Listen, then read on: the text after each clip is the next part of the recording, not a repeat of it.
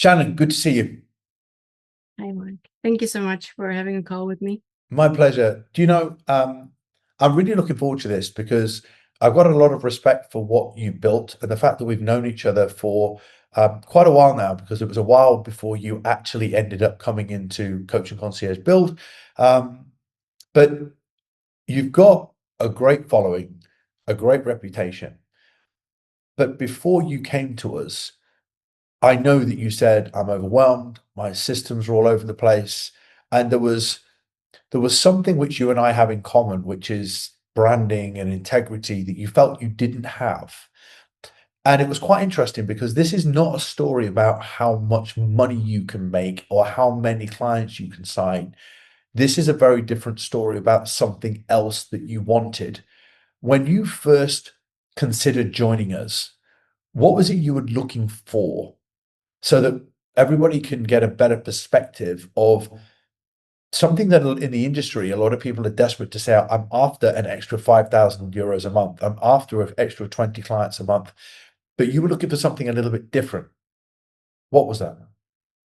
Yeah, that's true. Not really someone who really wants to make a ton of money or wants to have of course, I like to work with a lot of clients, but that was not why I wanted to start with Coaching Concierge. For me, I've already built a strong base of loyal clients. My clients stay with me 2, 3, 4, 5 years. And the next phase for me was really systemizing before scaling, because I really want to do that in a good way, and I wanted to build a good foundation. And I felt like the systems that I had, the structures in my day, and how I do everything in my business could be better. And I was like done trying to figure it out all by myself. Of course, I follow you already for a long time. I think you have amazing advice online, and I was like, okay, if this is free online, I want to know what is happening inside the Coaching Concierge if I sign up. What else can I learn? Because I was already learning a lot. I didn't want to lose any intimacy of precision with my brand, with my clients. And I was hoping to refine that through Coaching Concierge. I wanted to grow in a good way, staying grounded and having quality and brand integrity, quality in my service, really providing my clients with a 5-star service. Instead of looking outside with having more clients, more money, it's not what I'm chasing. I really want the clients that are inside of my coaching to have a top level experience, make sure they have amazing results. They are so happy. And I was thinking the rest will unfold itself. If this foundation is very strong, my clients are very happy. They feel amazing. They look amazing. They are becoming the versions of themselves, the vision they have for themselves, the strong female self leaders that they want to be. Then I'll be so happy Mm. to that I can do that with the clients that I already have. And Mhm. everything else that will happen, it will happen. But it was not what I was chasing. Well, you said to me when we were speaking off camera, there was a phase, and I've been through this phase, you and I were talking about it. There was a phase where you felt you were losing a love for what you were doing and possibly not actually staying in the fitness industry. And that got you to a point where you were questioning what you were doing. Now, I'm very proud for us to say that this call is not about how much money Shannon's making. It's a complete U-turn from questioning your love for the industry to now loving the industry again and having an amazing brand. So just talk us through what happened just in yourself where you felt very disconnected because uh, away from this call, you've talked about how incredibly connected you are. And that's something a lot of coaches that are missing. Share your experience there. Yes. Well, there has been a time not so long ago that I was like, okay, I'm just going to go back to having a desk job because I don't feel happy. I feel overwhelmed. I feel not in control. I feel like I'm working 70, 80 hours per week, but not really feeling that it is appreciated. Even though I have so many amazing clients, I could like write lists of names that with clients that are very happy with me. I had some people that I feel like missing a little bit of the alignment, and I felt demotivated in my work week just by being so tired and overwhelmed of everything. Um, I have a coaching business and I have a posing business. Regards of the posing, a lot of people in Holland now they become posing coaches. And I felt very demotivated as a posing coach myself for around 7 years. I know I'm very good in what I do. But I needed to fix a lot of things in a couple of weeks before the ladies had their competitions because it was not really taught well to them.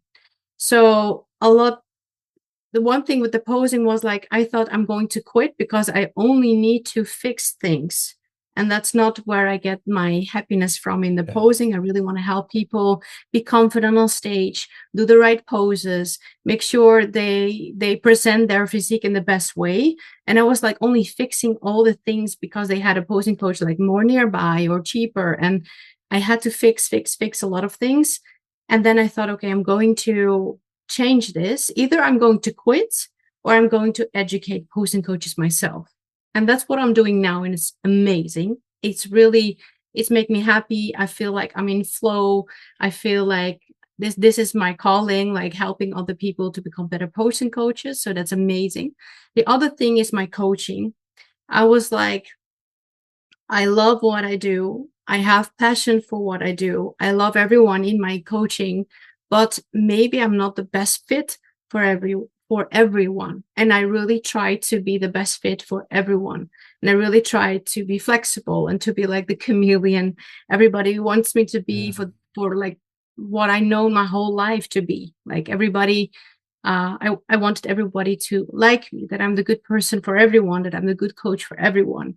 And I've totally forgot actually who am I and what do I want? Yeah. Like clients coming in, I wanted to help them all. And what I've really learned inside Coaching Concierge is like you have a brand, you are the coach that you are, and you need to see who is aligned with your vision and the where you want to go as a coach. Instead of just taking everybody on, you can also say, okay, I think this coach would be a better fit for you and I don't think I'm it. But of course, I appreciate you have this conversation with me. But I do feel like this could be a better fit, etc. So for me, it really helped me to redefine who am I, where do I want to go, who am I as a coach, because I really want clients, if they are with me, that they have the confidence that they get the results that they want and that I am confident as a coach that I can bring them to their results. Mhm. And if I am not confident, I really have to ask myself, is this the right client for me? Is this the problem that I can solve as a coach? And if not, I should not take it. And I should like just talk to the client and ask them like, okay, this is what you want. I don't think this is what I can provide to you. I think the goal needs to have a different approach and it's not with me and feel good about that. Mhm. And I do think if you really stay true to yourself and to your branding and to like where you want to go as a coach, that you attract the right people and that you can really grow in your brand, in your coaching, and really excel as a coach because this is where you're good at and this is what you can do more of. Instead of just trying to help everyone and even if it's not really aligned with you, you will feel it. Like what you mentioned before, you will feel it in your body. You don't feel aligned, you don't feel secure. I really want to be confident in the knowledge that I have with the clients that I want to help. I think there's a lot of coaches that will relate to that because I mean, I've been helping this for years, but even clarity for me to just make sure great coaches don't want to be creating content that's disconnected. They want to create content that resonates because there is no better feeling. Like I'm speaking to you right now, you're my ideal client. Like you've been following me for years, you know me. I want to attract more people like Shannon, right? Mm. Because not because you're an income source because you are a coach that has that same DNA of me, you care, you want to help people, and therefore same thing with your clients as well. If you whatever you put out attracts, and I suppose what you're now feeling with your content is you're connected and aligned to your content, you're connected with your message, but that energy itself will draw people towards you more like a magnet. Is that correct for you? Yeah, I didn't post much. I had a big problem with posting. And since I came back from Dubai, I've been posting because I understand again. I had a good conversation with myself again. I have been writing in Dubai so much. I've been thinking so much. I've been doing really the deep inside work. Like, okay, this is what is aligned with me. Where do I want to go? And from that point, I was like, okay, this is the person I want to be. This is the coach I want to be. This is my amazing ideal client. This is this is lighting up my fire. And I was thinking, and I went through all the clients that I work with now. And I was thinking if they really make me enthusiastic more than anything, like sometimes I love to work with all of them, but sometimes you feel like, yes, this is it. This is what I want. This is what I want to achieve with a client. And I was thinking, what is it? If something like that happens, I was writing it down. I was like, okay, this makes me like my heart jumped in this conversation, or my heart jumped seeing pictures or a review of this client. But why? And I was thinking, I see things when women write, I became the vision I have for myself. My heart make a jump. And I was writing it down. I was like, oh, the vision they have for themselves. That's what I think it's important. For me, it's not so much the goal that you have. You can be a competitor, you can be a mother, you can you want a better physique. Most of my clients are coaches themselves, personal trainers, but they want to be the vision they have for themselves in their business, in their lives, in their bodies, how they lead, how they move, how they live. And if everything is better, and I am the one improving that together with them, that is what makes my heart jump. So I'm like, okay, I can put out content that aligns with that. And it made it more easy to put out content. And I think that is what made me hesitate to post and then overthink and then not do it. Because I was not posting, I was only like reposting my clients or photos of my clients, not showing myself. Because I think it was because I didn't know really what I wanted to show. I was like unsure. And now I see my Instagram bio and I'm like, is this post reflecting what I'm saying there? If it's a yes, I'll just post it. Don't overthink. Don't look at it. And if it's not, I'm like, okay, this is not probably aligned with the direction I want to go or the person that I am. So maybe that's why I'm overthinking. To a coach that feels misaligned and like you, procrastinating, not posting, and just can't connect with what they're trying to share, what's one thing that you think you've done that would be a bit of advice for coaches in a similar situation? The first thing I think of is I'm someone not to I'm not good in systems and keeping in check of the financial things and all that. I like to do. I like to work. I like to just do what I'm good at and nothing else. You've become So better. posting, You've become better. yeah, I didn't even know what came in go out. That's what you learned me. But for me, it's I like to do. I like to work. I like to just keep going. But for me, what really changed was the 3 days in Dubai that I was actually on top of my business, like looking down as a bird, everything that was happening there. And then really took the moment not to like work all the time, but try to think like, what does the business need at this moment? So instead of just going, being inside of the business, not seeing anything, but just trying to juggle it all together and work, and do all my tasks and my an endless list of tasks. I was like on top of my business and thinking, okay, what does my business need? How can I improve my service? How can I improve my results? It was really like going out of the business that gave me a better look on everything that actually was necessary. And I guess because you haven't rushed to drive revenue, to drive sales, I mean, look, you've still got 45 clients in the business. You're making like nearly €8,000 a month. It's a very successful business. But I think the greatest lesson that I'm taking from you here, which a lot of people should really take, is, Shannon's been with us for 6 months now and is going to be continuing with us. I love that. But throughout that 6 months, you knew you need to systemize, build structure, get brand alignment, uh, put more systems into your coaching, get time, organization.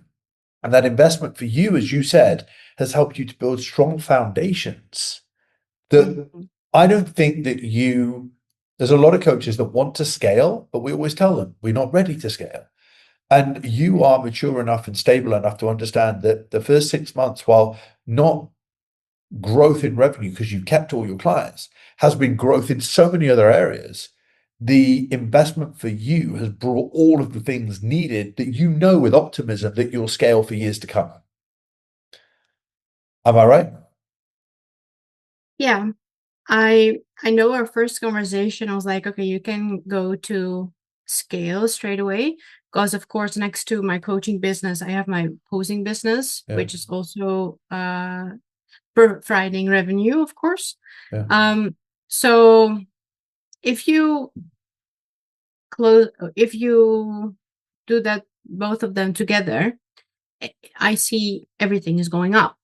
And you told me, okay, it's good for you to go in scale because the amount of money that you make is good for scale. yeah, And for me, it was the conversation that we had was like, no, I feel not secure enough in myself, not yeah, stable. I feel like I'm on I don't want to skyrocket a rocket of a canoe. I really want to be stable, have a good foundation, and build from there. The clients that I have, I want them to be happy. I want them to be well cared of. I want to be stable in myself.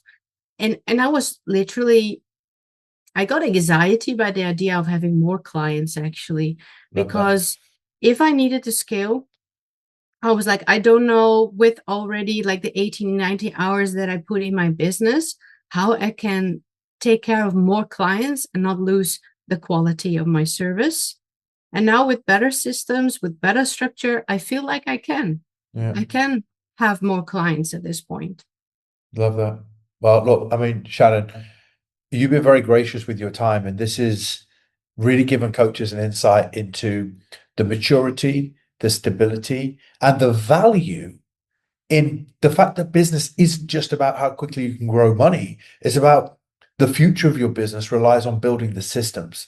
So I just wanted to say from me to you, thank you for helping all the coaches out there because I know this call will be incredibly impactful. So thank you. You're welcome.